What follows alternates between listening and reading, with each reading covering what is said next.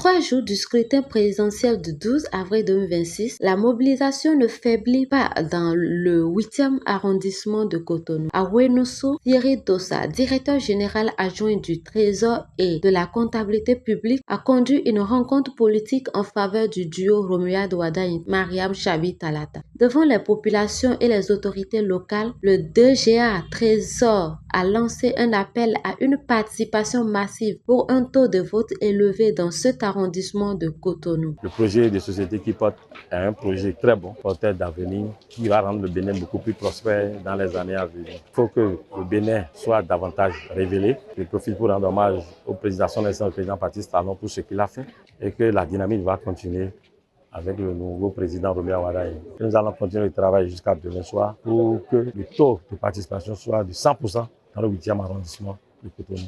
À ses côtés, la chef du 8e arrondissement, Delphine Aklassato, a mis l'accent sur les propositions du projet de société du duo, notamment en faveur des femmes, des artisans et du secteur agricole. Nous sommes rassemblés cet après-midi autour d'un leader, Monsieur Dossa Thierry, qui a voulu accompagner les militants, la population du 8e arrondissement. Nous avons expliqué le projet de société du duo Wardani Talata, surtout en ce qui concerne les femmes, le microcrédit, et sans faire des tracasseries, sans déposer des dossiers par-ci, par-là. Quand elles déposent leur demande auto, elles vont percevoir. Voilà, nous avons parlé aussi de l'agriculture, surtout pour les artisans et autres. Ils vont épargner et aller à la retraite.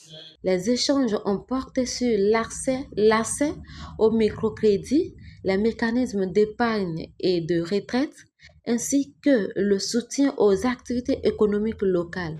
Le DGA du Trésor, Thierry Dossa, a organisé ce soir une manifestation populaire pour mobiliser les militants, associations, les jeunes, les femmes du 8e arrondissement pour le vote du 12 avril prochain. Donc à cette occasion, nous avons insisté sur un certain nombre de points qui sont dans le projet de société du président Romuald Wardani. Dans un premier temps, on a insisté sur la question de la santé. Et cette question de la santé, elle est primordiale parce que désormais, il faut soigner d'abord avant de parler de pièces administratives et de l'argent. Ensuite, on a parlé de l'agriculture, la protection sociale pour les agriculteurs. Nous avons parlé du tourisme et comment le tourisme peut créer de l'emploi pour les jeunes. Et nous avons également parlé de l'industrie, de la transformation des produits agricoles et de l'innovation, comment l'innovation peut être au service du développement.